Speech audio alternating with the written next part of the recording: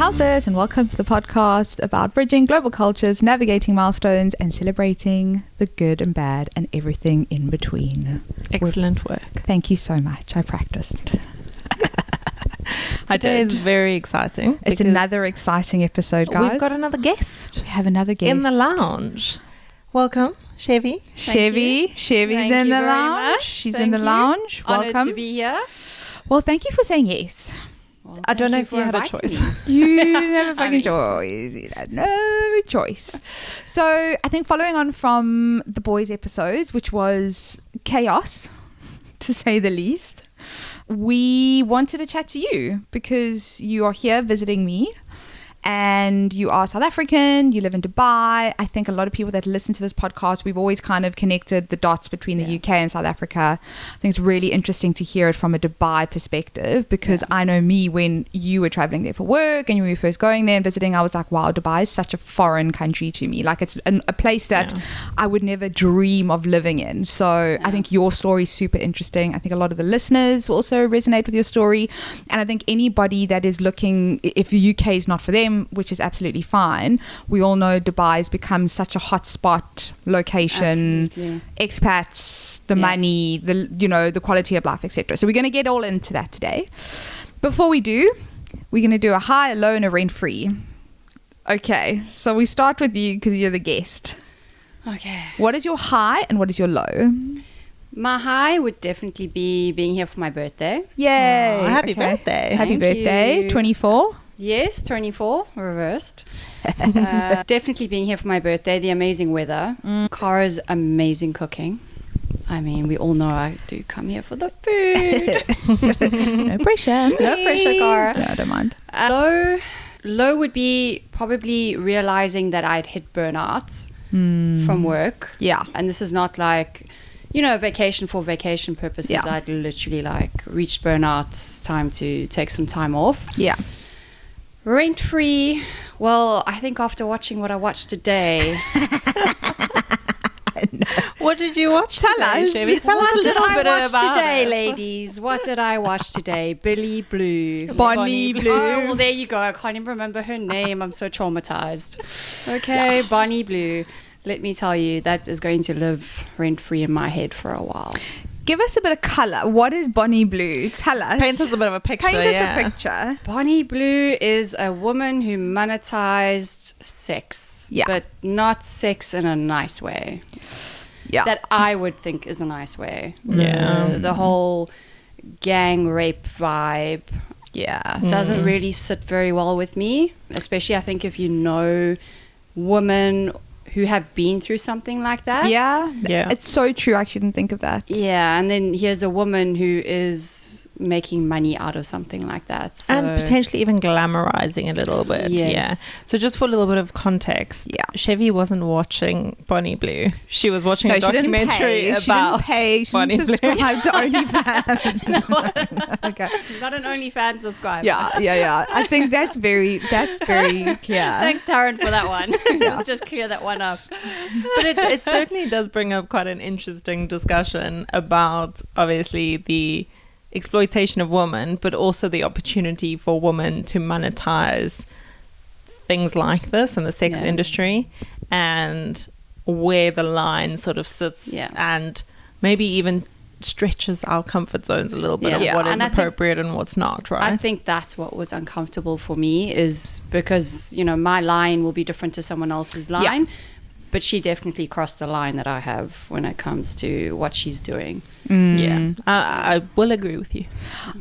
I think something for me when I watch that documentary is just the openly promoting the promiscuity and saying, well, kind of once again saying, well, you won't give it to your husband, come to me, husbands, and I'll give it to you. On the same side, I think she's exceptionally clever and she's a businesswoman. Yeah.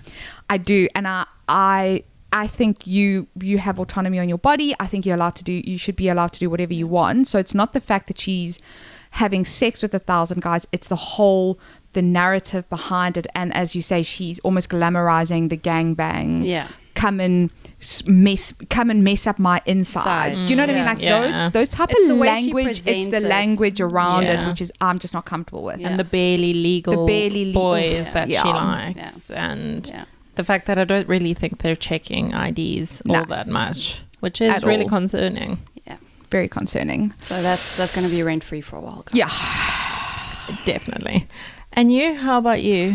Right. So Chevy obviously came to visit from Dubai, and when Chevy comes, so do the spoils and so do the gifts. It's lovely. I'm not fucking complaining. So Dubai chocolate is everywhere at the moment. It is. I have not succumbed. I have not tasted here in the UK. I've not bought the Lindt Dubai chocolate. I haven't bought the M&S Dubai chocolate. I haven't You had were a waiting. I'm like, no, I was like, you know what? If I'm going to have it, I need to have it from Dubai. I didn't ask you to bring me Dubai chocolate, but somehow you knew I wanted to taste Dubai chocolate. So Chevy bought me the entire Fix catalog. And So Fix let's- is obviously so the let's put OG. it, She's the The person that original Dubai the chocolate. original Dubai chocolate is called Fix. is called Fix. But she doesn't just buy one. So I've got like 7 bars. But then just so that I could obviously compare it, you bought me imitation. Dubai chocolate. So I've eaten the Yes. imitation Dubai chocolate and it's fucking exceptional. Oh, and then Dubai chocolate stuffed dates, which I must give you some. Oh, yes, please. Delicious. You know, I love a date. Those are a treat. Those are delicious. Yeah, so I those haven't are tasted treats. actual Fix Fix. Dubai chocolate. pistachio chocolate, but I've had the fake and I can confirm it's fucking delicious. So that's my high for the week. So good. And then my low, I think you mentioned it on a podcast a couple of weeks ago. The world feels quite heavy. There was obviously another instance last week of a terrorist attack on Yom Kippur. So just like that, every time you kind of think shit's starting to get a bit stable, you see something like that, and it just once again, you're just like, for fuck's sakes, can people not get their shit together and stop trying to kill everyone? And then rent free, I need a new pair of winter boots, right? I haven't bought myself a pair of winter boots in like 3 years, so I need to. You're in the market. I'm in the market, but now I'm like, I don't know what the fuck to get because it's a big decision for me because I want a pair of boots that I can wear with everything. I don't want to be thinking about changing it. So for a long time, as you know, I've been like Doc Martens, black Doc Martens, and I'm like, don't want the Doc Martens. And now we're on cowboy boots. Now we're on cowboy boots, much to your dismay, much to your happiness. Because I found some really nice ones at M&S, really nice ones at Zara, and there's a Russell and Bromley for like £450 potentially. But then today I found a really nice pair, and they're like this chocolatey, almost like oxblood brown, and I'm like, maybe I should go for a round heel. Anyway, it's just, I'm thinking of fucking boots. I don't know what type of boots to buy. It's just taken over. The thing with a cowboy boot, as much as I do like a cowboy boot, I don't know how, and some might argue with this, but I don't know how timeless it is. That's my thing, right? When I think cowboy boots, I think festivals. I think, what's that, Coachella. Yeah. I think going to a ranch in Texas. No, but guys, Or if you regularly line dance, I don't know. But guys, Yeah. okay, Picked up you a know new what? hobby. I'm actually gonna Does it say for a lifetime statement piece that you can wear? Okay, but every look at the season? okay, but can I just show you the ones that they're plain, they're black. I'm going to wear them with my wide leg jeans. I'm going to wear them with like the printed jeans and the skirt, whatever. So I agree with you, but they're not like out there. But now I'm also now the cowboy boot was like an obsession of mine. Now I saw these beautiful, this kind of maroony brown ones in the office. Those were gorgeous. And they were stunning. They were like they were like square round toe, bit of a heel. I'm like, those were gorgeous. Okay, but hold on. Look at these. These are the ones, you've seen them, women. These are the ones that I saw. And when that's what I'm saying. When I say, plain black. We will link these because this is a audio big format. Yeah, sorry to the listeners. Don't worry. Yeah, so these are kind of the ones that I'm kind of looking at. So like those like. Okay, fair enough. Those are very nice. They're quite plain. I think they'd look quite nice. Like the point would look quite nice with a pair of wide-legged jeans. Mm-hmm. I probably wouldn't wear them with like skinny jeans. Yeah, like some. The Sheen ones are quite nice. The Sheen ones are really nice. They're like £24. That's Guys, not controversial at all. Well, especially from our what's it called? Our local sustainability expert. I'm sure they're also made from We do vegan have Cara in the leather. house. So. Oh no, those are lovely. Basically, if you could get those, but not Sheen. Those are very nice. Okay, thank you. So yeah, that's me. You tell us. Tell us. Right. So my high relates to the podcast. Oh, Because I had a presentation last week and I kind of feel like I nailed it. That's And amazing. I think a big part of that is the fact that we come onto this podcast week after week. Yeah. And we chat to our listeners. And I think it's really helped the way I present and the way I come across. Awesome. So- I like that. If nothing else, it's helping me be more confident in my presenting. It's so weird. I think it's done the same for me as well. Like when I'm doing my trainings and like presenting and stuff, I still get a little bit nervous, but I feel a lot more confident. And also I feel like I'm using different words as well. Expanding the vocabulary. vocab. Yep. Hillary. So that is my high. My low is, I think this was touched on in another podcast already, but the weather is starting to turn and the days are getting shorter and I'm not loving it. So whilst I'd love autumn and I love the season and the Christmas goodies, I'm not loving the fact that in the morning when I wake up and when I get to my train station to go to work, I'm now in the dark. It's still dark, yeah. And that's quite sad. Yeah. It's just all these like ants going off walking. And everyone's wearing their puffers. Their black puffers. Their black puffers. And we're all off to the station and then sometimes it's raining and we're all just Today was standing a there. beautiful day. Today was a beautiful day. Today was a stunning day. Today was stunning. I was feeling quite warm. I was like, this is the first time I This have was- felt hot. in This must have London. been middle of summer. No, I mean, this, to be fair, I could Middle have been in a winter pair for of you. shorts. This is like your winter. I was like, wow. Yeah, it's a nice This is day. London properly showing off. Like, Just for you and your birthday. yeah, there we just go. for me and my birthday. And rent-free. Have you done your rent-free yet? Rent frees me buying boots. Oh, Cowboy yes. boots. I Everyone's thought that gonna was be a involved. high. It is a high, but it's also like it's all I'm thinking about. And every single shop I go to, I'm like, I need to go boots. Anyway, that's all I'm. Yeah. I actually went down like a vintage rabbit hole the other day. I didn't buy anything. I just hearted loads and loads of things. I love doing that. It's like a hobby of mine, and I don't buy anything.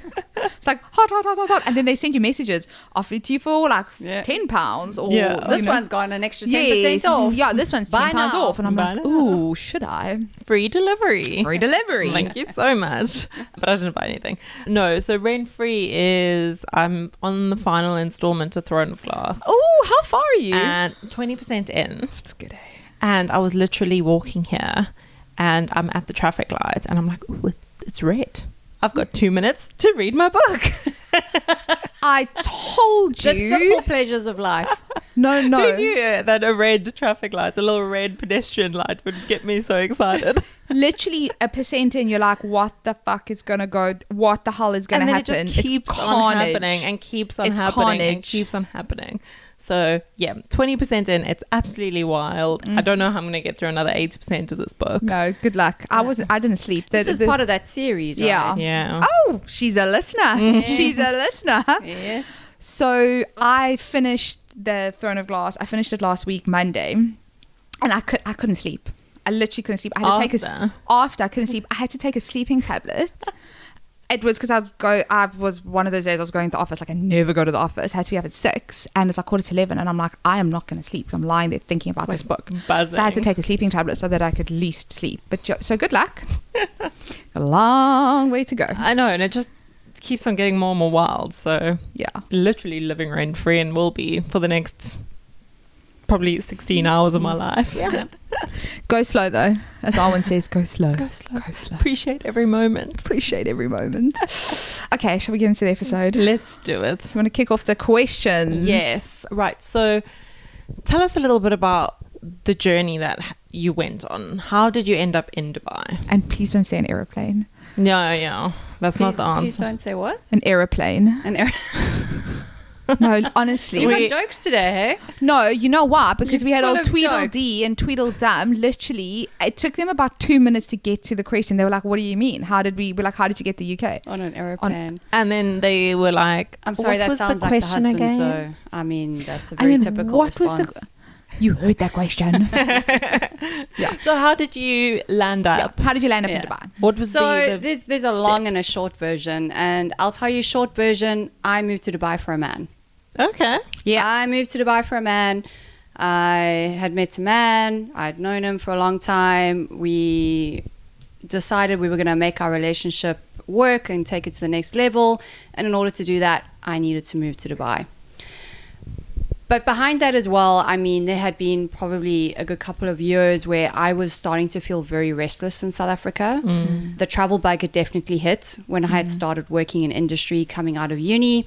And I knew that South Africa was not big enough for me. Yeah. I wanted to expand. I wanted to grow, not just from a career perspective, but also from a life experience perspective. And I knew I could not do that in South Africa. Yeah. So for me, it was a very easy yes to take the leap because I moved to Dubai without a job. Okay. The hard part of that was obviously having the guilt associated with leaving my mother. That was really tough. You both know me quite well, and you know that my mother was my like life, everything. basically. She was everything to me. She was my best friend, my travel buddy. You know, she was my worst critic, but my best fan. So I had a lot of guilt around leaving South Africa and leaving her behind with, you know, she was going to come eventually and come and live with me in Dubai. Okay. But it was COVID time. Borders closed and things changed. So, yeah. But I went to Dubai for a man.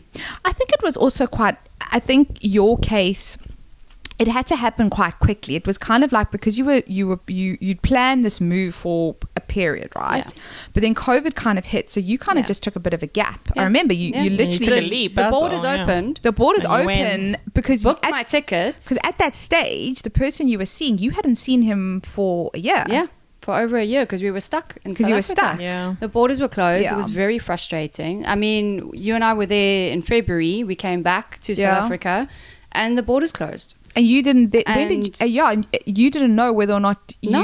you didn't know when you were going to see So him again. When they opened in November, I was like, this is it. I I'm literally going. packed up, Yeah. quit my job, packed up and left within a month, And left. you know? I suppose the advantage of you leaving for a man is that you had something to go to. Yes. And you had albeit potentially a small support structure. You had a support structure. You didn't require a job immediately. Yeah. It allowed you that time, especially during COVID, Yes. to settle in Yeah. and figure out whatever the next step was going to look like. Correct. I mean, I did. So I was fortunate enough, you know, everything was set up. It wasn't like I was moving to a new country and I didn't have a home and I didn't have somewhere to settle into, didn't have a car, didn't have this. Everything was taken care of. So that did make the transition a little bit easier. But I am the type of person that I am quite restless. So not having a job was... Yeah. Yes. It was a big thing. And also going there, as you say, like, I did have someone in my life, but I also had nothing else. There was no family. There was no That was the friends. person. I just had one person. Yeah. And He had some of his friends, I think, but also they were his. Yeah. You met the friends through him. Yeah. You know what I mean? it So they wasn't kind like of- my people. Yeah, you for know what I sure. mean? It's completely different when I did feel very isolated. I was gonna say because you're obviously a confident person, right? You know your mom was a strong woman. You're a strong woman. So you've always been brought up in voice your opinion and have that confidence. Do you think that knocked your confidence quite a bit? How did it affect your confidence? I think not having a job knocked my confidence. Yeah. But because I'm resilient, I didn't give up. And I knew that I wanted to work for a principal company. I wanted to get into a good company. So I had a lot of job offers with other little companies that I would just refuse to go to. Yeah. And I just held out. It took a good 6 months before I landed my job. Okay. But it was also during COVID time. So I also was giving my time to settle in. I got myself into gym. I was doing a lot of the CrossFit at the time, just to keep myself busy. But it was hard. It was really hard. I felt very lonely, very isolated. Yeah. My partner at the time back then was working all the time. I was home alone. No friends, no There's only so much you can clean your house. Yeah. There's only exactly. so much, and everything's closed because it's COVID. Yeah. Like you're restricted in your movements. And you also don't feel like you can complain about it because, Yes. well, what are you Yeah. offering other than your presence, Yeah. quite frankly? Yeah. Yeah. So it is a lot. But I just knew that this is where I was meant to be, and Okay, I was going to make it work no matter what. Yeah. What do you think has been the hardest part about moving for you? Losing my mom. Yeah. And still being alone and isolated. So remember when I lost my mom, I had only been there for 6 months. Yeah. Oh, wow. Yeah. I had no support structure in Dubai at that time, besides my partner. And that even wasn't the strongest support structure, because you must understand completely different cultures. The way they deal with things is different. And for me, that was really tough. I had no one there. I was going through a lot with my family at the time as well. Yeah. So that for me was the hardest part of being in Dubai, was losing my mom and being completely alone. And during COVID, where, as we know, in South Africa, information was so sketchy. You didn't really know. Yeah. So here you are sitting on the other side of the world. You can't go anywhere. You can't go anywhere. You're having, you're going through a lot of stuff with your family who are looking after your mom for all intents and purposes to a degree, right? Yeah. So I can only... It was traumatizing. Yeah. I mean, being so far away, you have no control. Yeah. I think that control thing. Yeah. Absolutely no control. And then, of course, you have to deal with all the guilt that's associated with that as well. Yeah. It was a very, very, very heavy time. Yeah. And I think my saving grace at that time was the fact that I had secured a job. And because the borders weren't open, I couldn't go home. With COVID patients back then, they were just burning the bodies. So it's not like I could even go and see my mom. Yeah.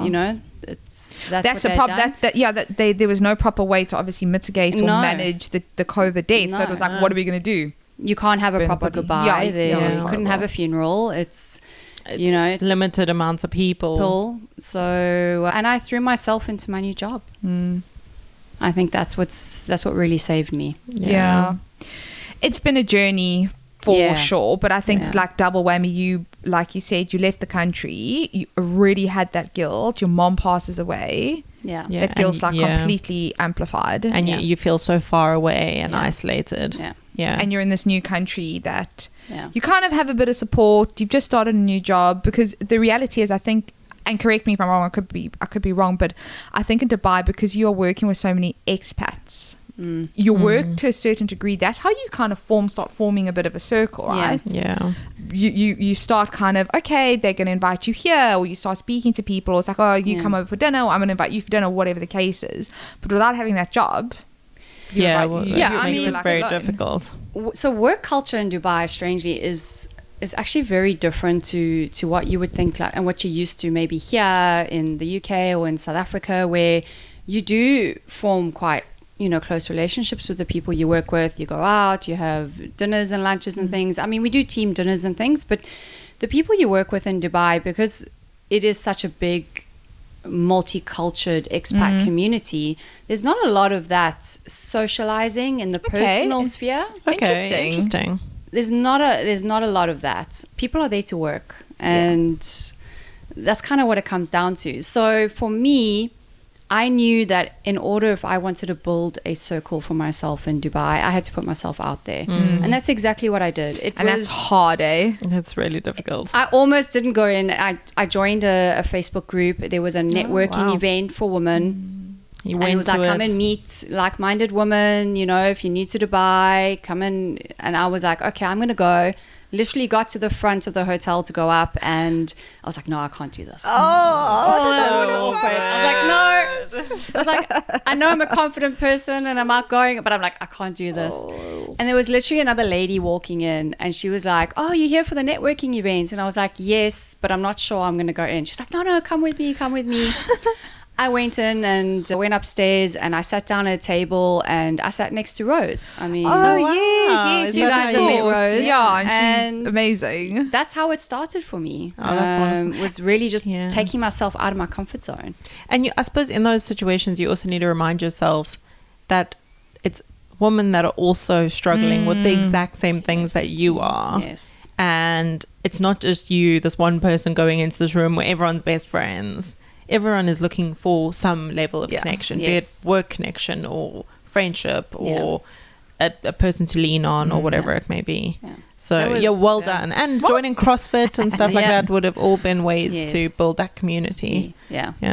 I don't know if I would have done it, hey? It's really It's difficult. so yeah. difficult. Yeah, guys. I mean, I had moved to a country where I had literally no one there. Yeah, it's you know, really, really hard. And yes, I mean, I'm fortunate enough that I get to come to you here. Yeah. You know, you just a plane ride away, but you still need a circle. Yeah, Need it where every you day, live. You yeah. have You to have need a a circle. circle where you're living. Exactly. You need a next of And- kin. Yeah.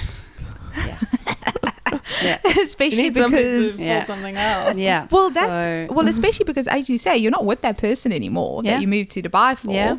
Fair enough, you guys still have a really good relationship, you know, Yeah. a good friendship, and I think Yeah.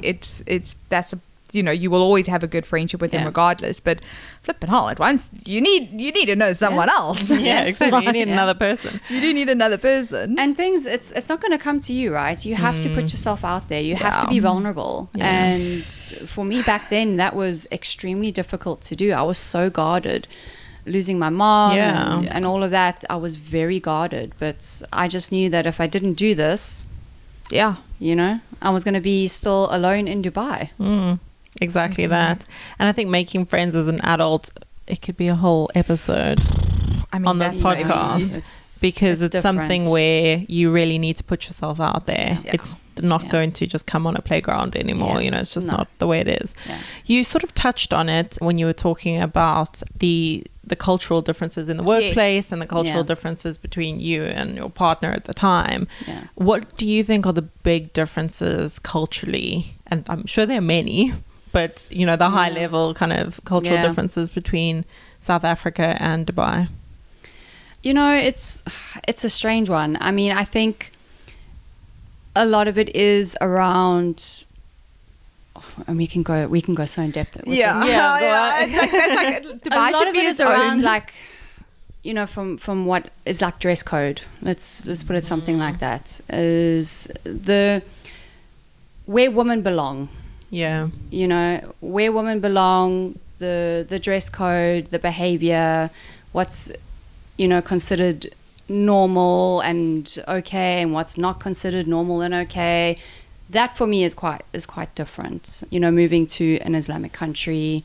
Not to say that, I mean, for me, Dubai is one of the most open cultures everyone is an expat there. Yeah. And people think, oh, women have to cover, you know, women aren't allowed to go to certain places, women are allowed to do this, there's no women's rights. If anything, it's more. Women, you know, are very free. I'm talking from a relationship perspective. Yeah. In the workplace, in relationships. Because it's like, you look at South Africans, like, you take someone who was raised, say, by their grandparents versus their parents. It's the same in Islamic states, you know, how they were raised and their values and morals. You know, it takes some time. Yeah. Because I think Dubai changed very quickly. Yeah. You know, Yes. It's still we very change- new it's country. very new, you know, like changing the work week from Monday to Friday, the opening during Ramadan. You know, now you can eat and drink everywhere during Ramadan. You know, Dubai changed. So they're actually very progressive by the sound. very progressive, and they changed very quickly. Because when I moved there, that wasn't there. Yeah. You were Yeah. still working, Sundays to Thursdays, right? I was still working Sundays to Thursdays. Ramadan, everything was closed. So they got very progressive very quickly. And I think for people, it's a mindset, and it Yeah. takes time to change a mindset. Yeah. So, yeah, I mean... But it doesn't impact you on a daily basis. No. That's why I'm saying, because we are so multicultural. And don't forget, people in Dubai want to be in Dubai. They choose to Yeah, be there. they're there for a reason. They're there for a reason. They like choose you to be said. there. The safety, the work opportunities, you know, the money, the lifestyle. People choose to be there. So everyone is very accepting, tolerant, respectful of each other's cultures and each other's that's amazing. perspectives. Like- And you don't... And also because the rules are strict, Yeah. you know, and you've chosen to be there, so you obey the rules. I think that's amazing. Do you think that because there are so many expats or migrants rather going to Dubai, and they're so that they love it so much and they love the life that it offers them, it also leads to a little bit of what you were talking about, which is burnout, because you don't want to lose this, Yeah. and so you commit. Yes. Yeah. overly Yes. potentially. Yes. Quite smart data. Because you're there on a visa, right? So whether you're running your own business or whether you're working for someone, you are in the country as long as you are working. Yeah. You don't get the passports. Yeah, there's no You don't get way permanent that you can residency. stay, yeah. You can get a 10-year golden visa, but that's it. You are in there as long as you are contributing and working. So yes, and it is very much a culture around work. It's the hustle. It's go all the time. And if you don't perform and you lose your job, then you're gone. then you're gone. And your visa's gone. And then your lovely visa's life gone. in Dubai is gone. Yeah.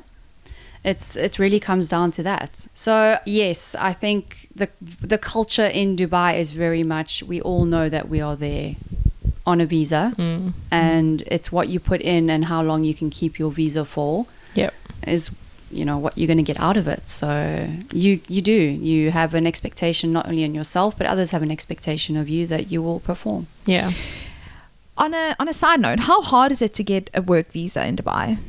Very easy, actually. I mean, they have amazing opportunities now for people. They even give you, I read the other day, like a 3-month come and find a job in Dubai visa. Really? Oh, wow. Interesting. So they're really driving. Yes, they're really driving. Come to Dubai. Come to Dubai. Come and invest. Come and have a look. It's amazing. They promote this quite well. Okay. So, and there's a lot of opportunity in Dubai. I think, especially for entrepreneurs. Money is flowing through Dubai. I think if you come with like a good idea and you have backing, well, you have a good idea and you have proof that it is a good idea, like Dubai is probably a place to go. They encourage it. They really do encourage entrepreneurship. They That's encourage, awesome. come and open your business. You're going to put money back into the economy, right? Well, exactly. And the more people, and think about it logically, the more people that work there and live there, the more tourists are going to come as well. Yeah. So it's just like it all feeds this growing economy. Even social media content creators and that, they can come and live in Dubai. They can get a visa as being a content creator. Okay. So it's not like you need to, it's not like you actually need to work for a company. So they really do promote people to come. That's awesome. Yeah. That's awesome. You moved. It was a culture shock, isolation, you were lonely. When did it click? When did the light bulb come on and you were like, I'm settled. Dubai is my home.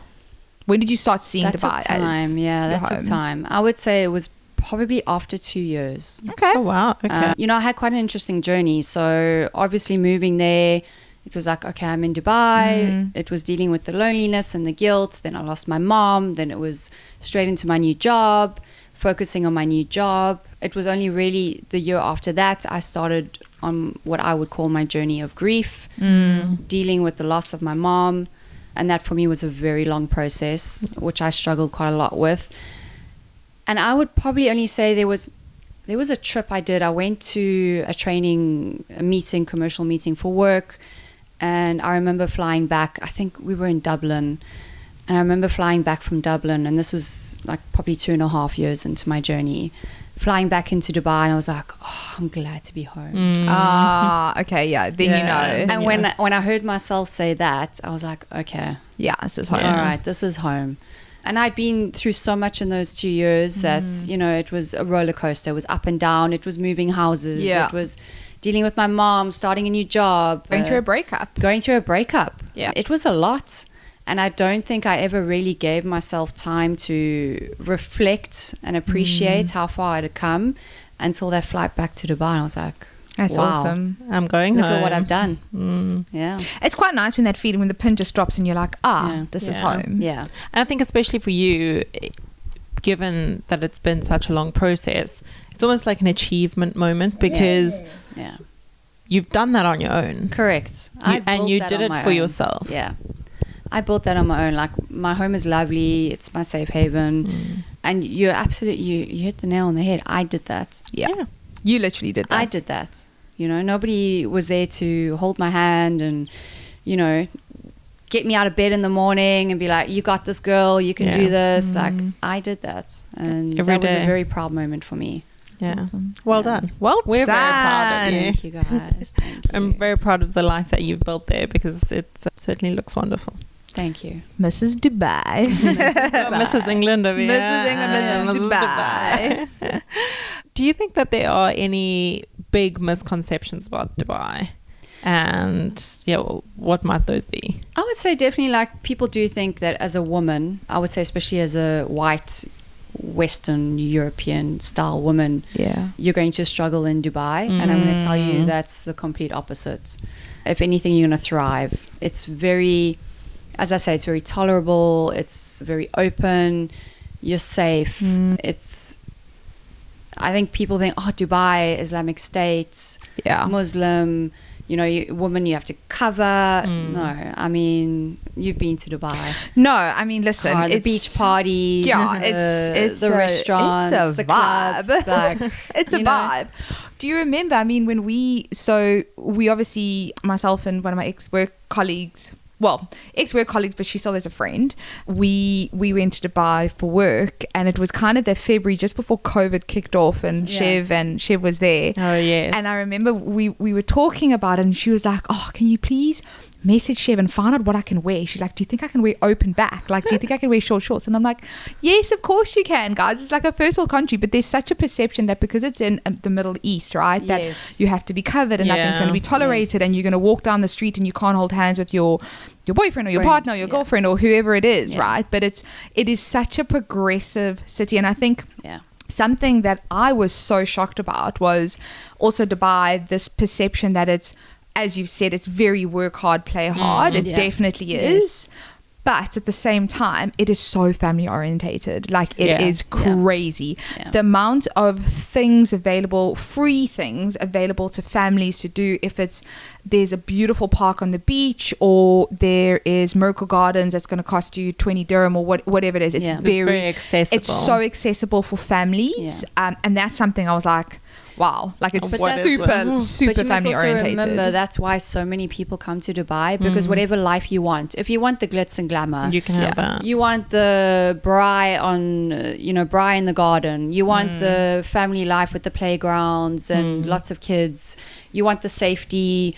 Whatever your heart desires, Dubai can offer. Yeah. It does. It really does. It's your choice. You can decide. How do you want to live your life? What's important for you? Where are your morals and values? Dubai will offer all of that. And there's literally something for everyone. There's literally something for everyone. No matter and I mean, I think that's why we see so many people coming to settle in Dubai. Yeah. Now, you were saying that it's very open and you can wear whatever you want. I mean, you've been there. Is it like, can you really wear whatever you want? So this is interesting. I love that you asked this. Because like I went to Bahrain and we could wear what we wanted, but I mean, if I had a pair of skinny jeans on, and I felt uncomfortable in the skinny jeans. I felt like I was. And you've just said it. So this is a great topic. So I mean, we have a lot of groups in Dubai, and and we often speak about this. I think it comes down to the individual, but you do see a lot of tourists and things coming into Dubai where they are not respectful of the culture. Because yes, it's open. Yes, you have beach clubs, you have beaches and whatnot, but still be respectful of the culture. Yes. You choose to live there. You choose to make Dubai your home. So be mindful and be self-aware. Yes, I think that self-awareness is really important. Of the culture that you're in.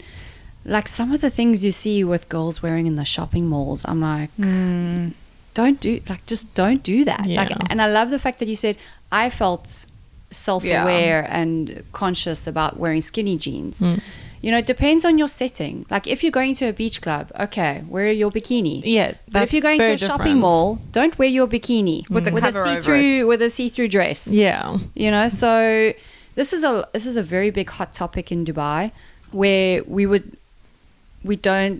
it would be nice to see more people be a little bit more aware of the culture and the surroundings. And also it depends where you are, as you were saying about the beach club, but there's a difference between going for a run on like a promenade, I'm just guessing here, than going for a run maybe in a local area that has more like Emiratis living in it. Exactly. So if you're in an area that's typically Yes. with like a migrant area, then it's very different. Yes. Like, don't wear the hot running shorts and the crop top. Like, If you're maybe in wear a longs and a Emirati crop suburb. top. Or And like, this is yeah. what I think, and as I say, is a lot of this going around now in Dubai, is just be more self-aware and more aware of your surroundings and the setting you're in. And I think this, as you say, like, it's not that you have to cover up. It's just about being respectful. Yes. You know, you have chosen to live there, and this country does treat you very well. Yeah. So just be a little bit more mindful of the surroundings you're in. The same could be said about Ramadan. I know that, like, when we've got a colleague in our team who's Muslim, and we make every effort to not eat on calls. Yes. When it is Ramadan, Yes. because she's not eating. Yeah. So, like, yes, go for lunch, Yes. do your thing. And it's the same with us. And it's you just know. like, just be a little bit conscious Yes. of the fact Yeah. that It's about being you've respectful to other people. Exactly. You know? And their cultures. Even if you find it difficult to understand, you don't have to understand it. just respect the rules. You just need to respect, you know, that's what they're practicing. Yeah. And it's the same for us. Like, in our office during Ramadan, we don't eat or drink in the office during Ramadan. You know, even for me now, I can tell you, I mean, Ramadan has been open for like the last 4 years. I still will not eat or drink outside or in my car during Ramadan. hours. Yeah. Yeah. It's just something I won't do. Yeah. So easily for me, I can go home, you Yeah. know. And also, I do a lot of travel during Ramadan, you know, and I'm going to see my customers who are fasting and my colleagues, you know, and our channel partners and that. And on purpose, I will not drink water in front of them. I'll go to the bathroom or I'll wait till I get back to my hotel and have it in the privacy of that. And I think we need more awareness around that. Yeah, because like you said, the country's treating them well, so Yes. it works both Yes. ways. Yes. Yeah. How do you think your journey over the last, how long have you been in Dubai for? 5 years. 5 years? How do you think the last 5 years has changed you? It's a great question. Definitely built my resilience. I mean, I have naturally always been quite a resilient. I think as a South African, we are naturally... We're born resilient, we baby. are born resilient. Why are you giggling? It's true. We are. we are born. But let me tell you guys, and you will know this, moving to another country, it's quite something. And sometimes I don't think we take the time to appreciate Yeah. what we came through and how strong we are and how resilient we are, and to achieve what we've achieved in a new country, Yeah. you know, far away from home, or what we consider home, and things, you know. It's so, yes, I would definitely say my resilience, my confidence, Yeah. definitely the life I've built for myself, Yeah. the investments I have, the travel I've done. Definitely I'm more of a growth mindset. Yeah. I don't feel stagnant or stuck. I've got this growth mindset. You know, the world is my oyster. So there's been quite a lot of self growth Yeah. that's come Yeah. through my journey that I'm really, really admiring about the woman I'm becoming That's awesome. through this, because a lot of it had to come out of independence, you know, and a lot of it I had to do myself. Well, you had no choice because you literally were alone in a country and you had to grieve a death. Yeah. So it was you had two choices, like sink or swim. Do you know Yeah. what I mean? Yeah. Like those were the choices laid in front of you. Yeah. Yeah. And I also think in many ways you couldn't have done this growth in any other way. Like the independence and the opportunity that was offered through moving and going through all of those experiences have made you who you are in this moment. Exactly. And I'm really appreciative of that. Like, there's still so much ahead for me. And I'm so excited about that, you know? And I think this is what, if I could give a message to anyone out there, this is what getting out of your comfort zone does for you. Yes. Moving, whether it's moving countries or doing a lot of travel, even solo travel. I highly recommend solo travel. I've done a lot of solo travel. Just getting out of your comfort zone. Or doing something different in your day-to-day life, you know, or realizing that there's more to your bubble and to what you know or experiencing at this point. There is more out there. I really do encourage that the more you try and explore that side, the more you're going to discover about yourself. Yeah.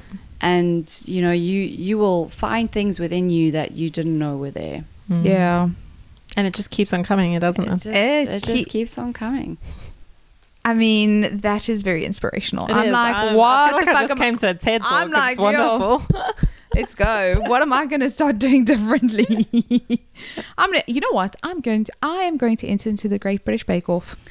There you go. I'm going to do it. Ladies, Yeah, I'm going to but do can it. we just talk about you started this podcast? We did. I mean, I think did. we should We we did. should have a little bit of appreciation for ourselves for did. that. Yeah, and I think we're very proud of it. We are very proud of it. It's teaching us things, teaching us A lot things. of technical skills.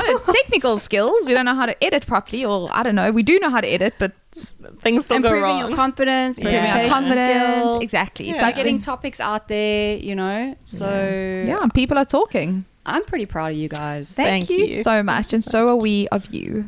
Thank you. And if you ever wondered what it's like to be around a group of girls, we just basically say nice things to each other. That's what we do. We build each other up.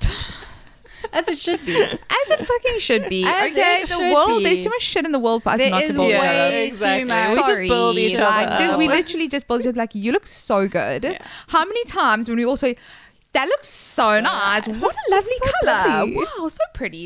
Love it. You're so clever. So smart.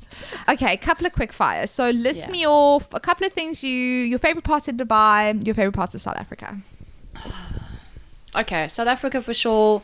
Nature, wine farms, fresh air, Yeah, I love that. all 4 seasons. Being Yeah. outdoors. Being in the middle of outdoors. summer. outdoors, like Wine you can't- farms. you can't top that. Yeah. I mean, you can be in the beach here, then you can be in a wine farm, then you can be in the mountain. Yeah. South Africa is amazing for this. Dubai is definitely for me the travel opportunities it's given Yeah. me. The doors it's opened. Never in my wildest dreams. You know, I've been to over 30 countries in the last 5 years. Love it. Like, That's amazing. you know, so the doors it's opened, the experiences, the different cultures, different foods, like it's just been incredible. Like Dubai has really done that for me.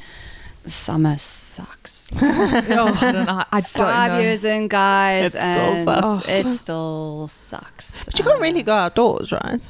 In 55 degrees, sure. I mean, you can try. No. It's, you know, and then when the humidity hits, summers are hard still. 5 years in, summers are hard. It doesn't get easier. You live in AC. Yeah. Look, it's all geared for AC. Even your bus stops, everything is AC. But summers are still hard. I miss fresh air. I miss fresh air during summer. Yeah, because Yeah. you have to keep everything closed as well for AC to do its job. You have to And the keep dust. everything closed. The dust, as I say, humidity, dust, Everything. heat. Like you live 6 months in AC. Yeah. And that's also, I don't know, Yeah. like the aircon Your makes me sinus, sick. just I think your know. sinuses. I know my sinus Your would skin, be screwed. Everything's Everything's dry. Like, I mean, I remember was in my 3rd year. And it was literally from AC. I had suffered with an infection all the way across my jawline here. I thought I was getting adult acne. I was like, oh my God. What like, is happening? I've never had acne in my entire life, and I thought I was getting adult acne. It was an infection. It was a fungal infection from the AC. Oh, wow. Jeez. Because, you know, if you don't, you have to literally get your AC cleaned like every 2 to 3 months, like a deep clean, because the So amount of humid. stuff that is coming through your AC. can you imagine being an AC cleaner in Dubai? You must be coining it. Yeah, listen, those guys make money, hey? They must Those be guys make money. It's not coining cheap it. to get your AC No, deep I cleaned. can imagine. every 3 months. Every 3 months. It's not cheap. So yes, but as I say, the opportunities it's given me from a life perspective and a career perspective far outweighs having to deal with summer for 6 months Yeah. of the year. Exactly that. Yeah. Okay, last question. One recommendation for whoever is going to Dubai next. Sunset Desert Safari. Oh, sounds lovely. Sounds wonderful. There is something about being in the vastness of the deserts and watching the sun go down. It's like, I would imagine, like, I've never been on a cruise, but I mean, I do love the ocean, and I've been on a few boats, but it's like looking at the ocean and seeing the sunset, and you're like, wow. You know, it puts Yeah, things yeah, into yeah. perspective for Yeah. you. There's something about a sunset in the deserts. It's quite Quite something. quite magical. Okay. Well, we'll have to put it on our list when Put it in. HiyaHowzit goes on tour. HiyaHowzit takes Dubai. Can't wait, guys. I really do think you should be doing a Dubai tour. Thank you so much, my friend. Thank you for having me. It was lovely. so lovely. It was Yeah. so interesting. I mean, I know the story, but it's always interesting to hear from somebody about their journey and how they got to where they got. So yeah, And to be inspired by our friends. be inspired by our wonderful. friends. Oh, love that. Thank you so much for having me, guys. Pleasure.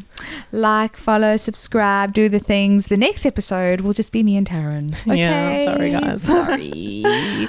Guest list has run dry. Cool. See ya. Bye.